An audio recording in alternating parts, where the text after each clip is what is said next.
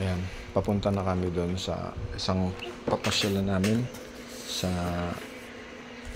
Roty Peak sa taas. Yan yung doon na kami pupunta sa Tuktok. Ito na yung last na yung dead end na kalsada. Dead end sa bundok na kalsada. Yun ang pinakamataas na lugar na pupunta namin. Kung kayo may pupunta rito, kailangan may dala kayong sasakyan ng 4x4. Pwede naman SUV, pero pwede siyang gamitin at hindi siya mahirapan pag mainit. Pero pag inabot kayo ng ulan sa taas, ang hirap. Kita nyo naman ang kalsada, putik yan pag nababasa, madulas. Kaya karamihan na ginagamit dito 4x4 pag umaakyat.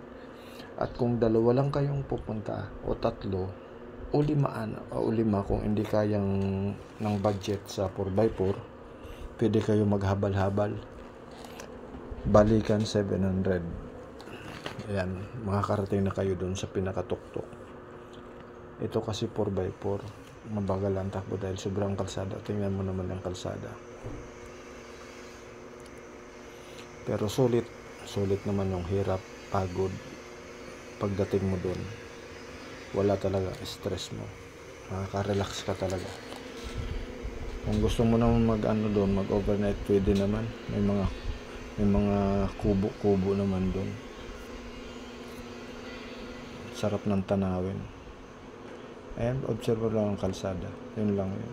Pero pag nasemento na to, ang ganda na, kahit SUV pwede na. Wala laban dun. Sa ngayon lang. Kasi hindi pa nagagawa ang kalsada. Putik pa talaga. Lalo pag umulan. Umulan kahapon. Pagpunta mo namin dyan, sobrang putik. Kaya nga dandan ang takbo namin. Lalo na yung last na paakyat, sobrang akyat yan. Kurbada talaga, as in. Tapos dadaanan mo pa sa yung dump truck at saka yung bako na nagkakalkal ng lupa. Pipinahan mo talaga. Dito ka sa gilid dadaan.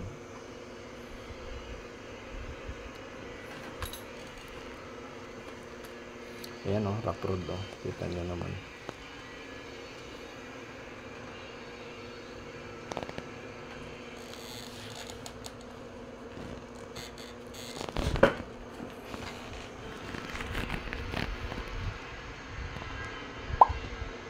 Ayan ang tulay. Tulay na maganda ang ilalim nito, puro tubig at bato. Nakakita nyo dyan na kukunan ko ng video yung baba niyan. Grabe, matagal na tong tulay na to dahil tignan mo yung kahoy. Kahoy pa naman ang daan mo. Ayan ang tubig ko.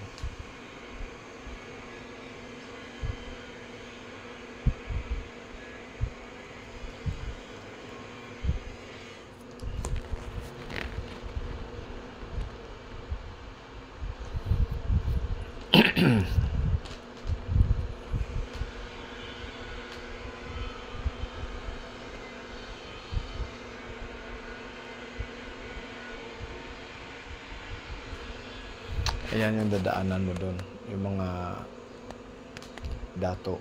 Magbabayad ka dyan para sa turismo. Mag-ano sila dyan, magre-ritual kasi may tinatayong bahay.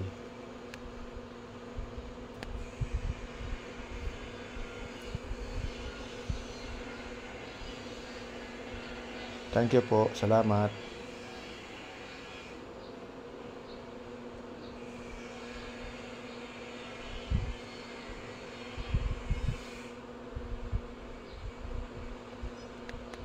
Ayan, tinano niya, may ginagawa kasi silang bahay.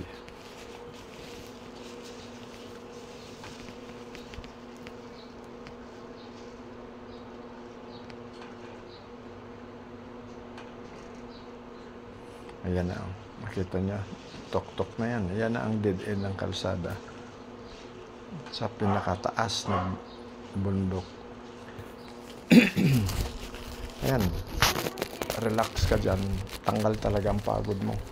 Sulit naman. malamig. Tapos libre coffee, brewed coffee libre pagdating mo sa taas. Kahit ilang baso inumin mo, libre ang coffee. Brewed coffee pa naman masarap. Ayan o, tingnan mo. Pinakataas na kami nga na kalsada. Iyan na yung dead end. Tapos mayroon na dyan na pwede kang mag-overnight. May swing. Ayan, tapos may mga kubo-kubo. Ayan. Magaganda yung dito, overnight na higaan.